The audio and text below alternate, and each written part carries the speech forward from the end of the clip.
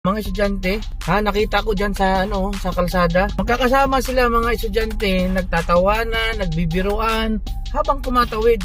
Hindi sila nakapokus doon sa kalsada. Delikado yan. Paano kung nabangga ka dyan? Ang nababibilis naman yung mga, ang bibilis pa naman ng mga sasakyan, no? Ano pa naman to mga kabataan? Diyan pa naglalaro sa gitna ng kalsada. Diyan pa nagtatawanan. Pag tatawid, wag mo nang tumawa. Wag mo nang magkwentuhan.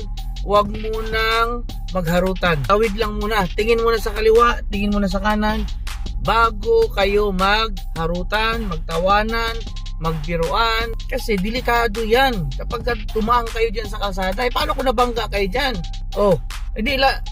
Diretso ka sa ospital pag nabangga ka. Pag sinuwerte ka, ospital ka.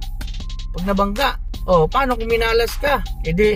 Paglalamayan ka ngayon sa bahay, iyak ngayon ang pamilya mo, iyak ang ngayon na tatay at nanay mo. Kawawa naman yung mga magulang